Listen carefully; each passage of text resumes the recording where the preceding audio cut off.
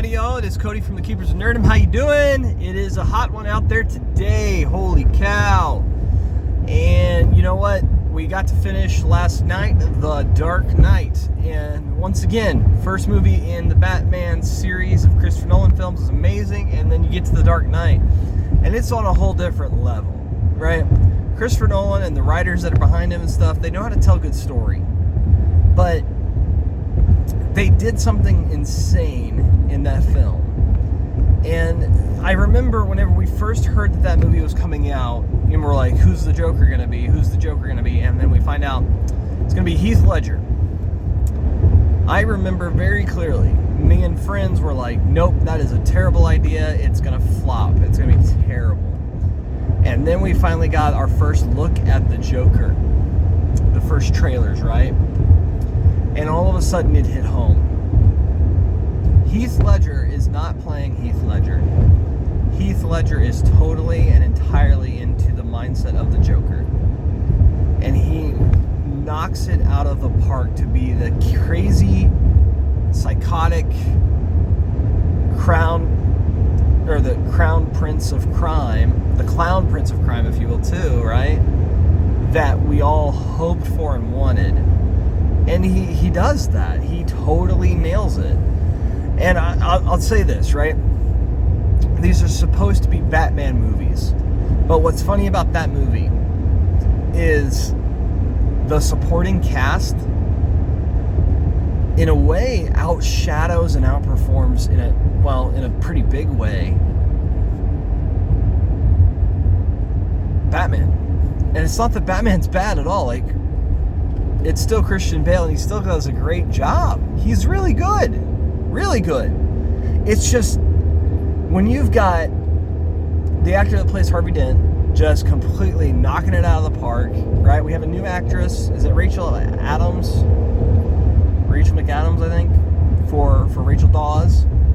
You know, she's putting her heart and soul in it, too. Alfred's knocking it out of the park. Lucius is great, right? The villains are fantastic. Heath Ledger is just on a whole nother level that there's only once or twice in the entire film that you really go, oh, I can see Heath Ledger, and it's when the makeup's starting to rub off at points in the film on purpose, right? But it's not because he has dropped character, not at all. Because when you see him, he is playing the part of the Joker, right? And there's a point where he doesn't have makeup on, and he's pretending to be an officer at the parade ceremony service stuff. Man, talk about just profound. And even then, you don't really see Heath Ledger in that same way. It's just that one time when the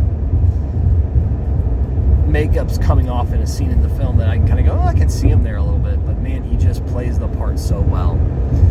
So overall, we know it if we've seen it, right? This movie is just on another level. It is I love the scene when Alfred and Batman are talking, right? When Bruce Wayne is talking with Alfred, and Alfred just giving this story about, I think, Burma, that they can't find out where these gems are disappearing, and lo and behold, the person that was taking them, the reason they couldn't find him was he was just taking them for the fun of it. He just liked the thrill of the crime. And it made it more interesting for him than getting any money out of it. It was just fun. And it really hits home that, yeah, Joker in this film, he's cold and calculating, actually. There are moments where he is making some interesting plans. Because people go, oh, he's an agent of chaos, and he says that too. When if you pay attention to the film, in ways he's not, actually, because like whenever he's in the scene with Harvey Dent and gives Harvey Dent the revolver and puts it to his head, to Joker's own head, and gives him quote unquote a choice, if you pay attention to the scene, he's got his thumbs, Joker's got his thumbs on the revolver's lever. So Harvey has the trigger pull, but Joker has the hammer in the back, right? That actually strikes the pin on the back of the bullet. So if he had pulled the trigger, it wouldn't have done anything. Joker was still in control. It's very interesting. And so it's like he plays the psychotic craziness. He's not as silly and goofy as other films, but I think he really leans into the other side of the Joker where we see there's still the crazy psychoticness, but there's the understanding of what makes people tick, and that fear is so powerful to motivate people to do crazy things. So, just a great film. It's amazing when you've got a film where Batman, Bruce Wayne, is overshadowed by the villains. And it's not because Bruce Wayne Batman is George Clooney, for example. It's because the villains are that good and that well done, right? We have Two-Face in here that it's not acid in a courtroom, and they even play the courtroom scene and give you a little bit of a subvert your expectations, but not in a bad way, because you're like, uh-oh, it's going to happen right here? No. We build up to it, and we get a big home run hit of, okay, it's coming.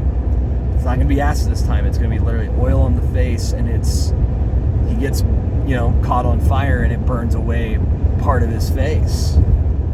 And it's very visceral. It's very brutal. Man, what a good film. Like, the scenes that they put together in that film to truly make it connect and tell you a story. Powerful, right? The very first scene where we experience Joker. What a great way to not subvert expectations, but just go, well, who exactly is the Joker in this scene? Because they're all wearing clown masks. And lo and behold, Joker's been in the whole thing the whole time,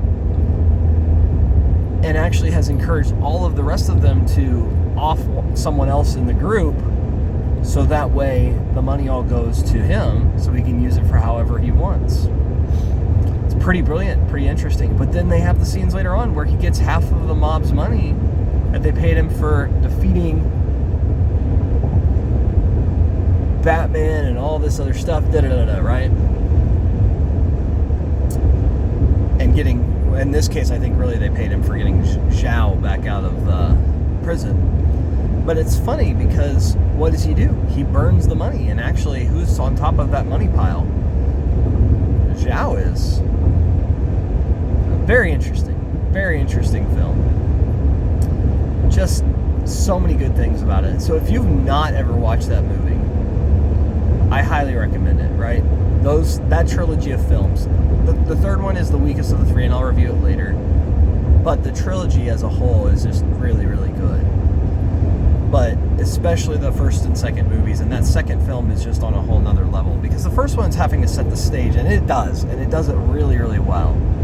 The second movie, though, is letting us explore other characters than just Bruce Wayne, and he's still a focal point in it. He's so good, but you care about the morality that Lucius Fox has to deal with because of what Bruce has done with military technology. You care about Alfred giving this sage advice. You care about Rachel Dawes. You care about Two-Face, really. You care about Gordon and his family. You are fascinated by the motivations of Joker and why he's doing what he's doing, and that question of why so serious, and that he uses the stories of the comics of why he has scars, and he just tells them as lies to cover up the truth of who and what he is. Fascinating. And that he's always got some crazy plan. Really good stuff. If you haven't ever watched it, I highly recommend Batman Begins, The Dark Knight, and then The Dark Knight Returns. It's good stuff. It's so good, but the first and second films are just on a whole other level. If you've seen them, let me know down in the comments below what you think of them and why you enjoy them. Who's your favorite character in The Dark Knight, and why. Like, share, and subscribe. Thank you all for joining me once again. It's so many good topics. Take care. I'm Cody from the Keepers of Nerdom. Bye, y'all.